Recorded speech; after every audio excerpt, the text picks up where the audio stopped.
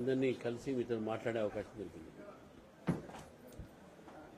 కొన్ని రోజులుగా భారతీయ జనతా పార్టీ నాయకులు, మా ఎమ్మెల్యేలు, మా ఎంపీలు, మా ఎమ్మెల్సీలు రాష్ట్ర వ్యాప్తంగా అనేక ధాన్య కొనుగోలు కేంద్రాలు సందర్శించడం జరిగింది.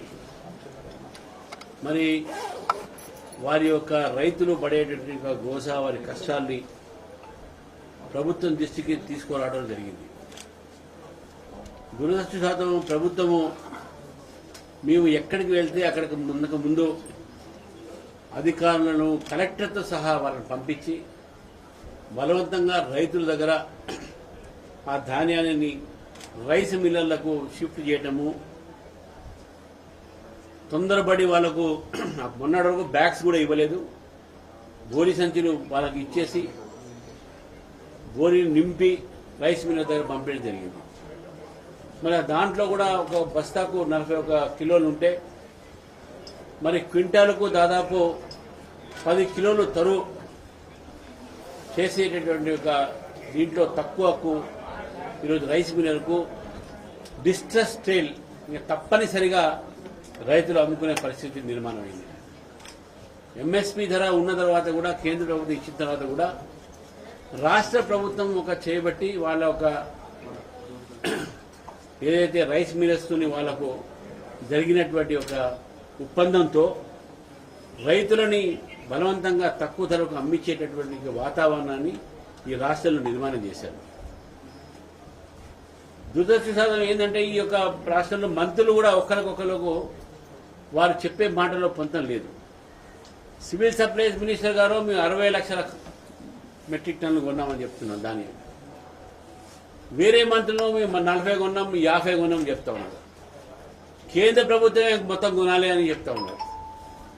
దీని యొక్క ప్రొసీజర్ ప్రకారం కూడా రాష్ట్రం అయితే ఎంతైతే కొంటుందో ఆ కొనేటటువంటి యొక్క ఇండెంట్ ముందు కేంద్ర ప్రభుత్వం పంపించిన తర్వాత వీళ్ళు కొన్న ప్రతి ధాన్యానికి, ప్రతి బస్తాకు, ప్రతి ఒక్క దబ్బడంకు, సూత్లీకు అన్నిటి కూడా కేంద్ర ప్రభుత్వము వారు రీఇంబర్స్మెంట్ చేస్తారు. ఇది ప్రొసీజర్. కానీ రాష్ట్ర ప్రభుత్వం దాన్ని కూడా ప్రజలకు చెప్పకుండా కేంద్రమే కొనాలి, మేమెందుకు కొంటాం అనే మాటలు మాట్లాడి రైతుల్ని, ప్రజల్ని తప్పుదారి పట్టిస్తా ఉన్నారు.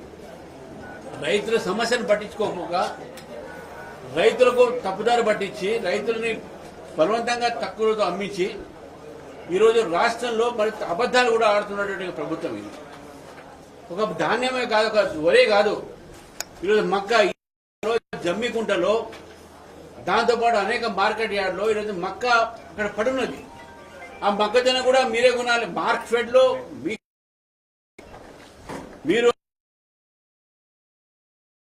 మీరు కేంద్రానికి సబ్సిడీస్ కానీ దానికి ఎంఎస్పీ రేట్లో ఏ విధంగా మీకు మాట్లాడాలి, కానీ ముందే కేంద్రమే మొత్తం కొనాలి అనేది మాటలు మాట్లాడితే ఎట్లా?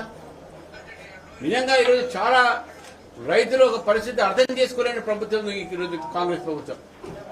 రైతుల గురించి వాళ్లకు కొంత కూడా వాళ్ళకు శ్రద్ధ లేదు, నిర్లక్ష్యంతో వహిస్తున్నారు వాళ్ళ మీద. కాబట్టి భారతీయ జనతా పార్టీ ఇప్పటికీ డిమాండ్ చేస్తూ ఉన్నది, మీరు దయచేసి కొనుగోలు కేంద్రాల్లో మీరు సందర్శించి అక్కడ ఇంకా ఉన్నాయి, మీరు 1,50,000 లక్షలు కొన్నాము, 60 లక్షలు మొత్తం ధాన్యాలు మీరు కొనాలి 2 రోజులు కూడా భారతీయ జనతా పార్టీ డిమాండ్ చేస్తా ఉంది. అక్కడ ట్రాన్స్పోర్టేషన్ లారీలు లేవు, బోరి బస్సాలు లేవు. నేను సొంతంగానే 3-4 కొనుగోలు కేంద్రాలకు వెళ్ళాను. అక్కడ రైతులు చెప్పే ఒక విషయాలు వేరే ఉన్నాయి, కానీ ప్రభుత్వం ప్రకటించే మాటలు మాత్రం వేరే ఉన్నాయి. కాబట్టి వాస్తవాన్ని గ్రహించండి, వాస్తవాన్ని మాట్లాడండి, రైతుల్ని ఆదుకోండి అని చెప్పేసి కూడా భారతీయ జనతా పార్టీ మేము డిమాండ్ చేస్తా ఉన్నాం. అకాల వర్షాలతో చాలా మంది ఈరోజు కష్టంగా ఉన్నారు. అంతేకాదు ఈరోజు రైతులు అంటే ధాన్యం అంటే మామిడి చెట్లు, మామిడి పెంచుకునే వాళ్ళు కూడా మామిడికాయలు మొన్న అకాల వర్షాలు రాలి ఉన్నాయి. నేను ఒకటే డిమాండ్ చేస్తా ఉన్నాను, ఈ యొక్క రాష్ట్రంలో అందరు కలెక్టర్స్ మొత్తం అంచనాలు వేసి ఎంత నష్టమైంది రైతులకు అని చెప్పేసి కూడా అంచనాలు ఇవ్వాలని చెప్పేసి కూడా నేను వారిని కోరుతూ, మరి ప్రభుత్వం వారిని ఆదుకోవాలి, కాంపన్సేషన్ ఇవ్వాలి. మీ ద్వారా ఈ ప్రభుత్వాన్ని డిమాండ్ చేస్తాం. Thank you.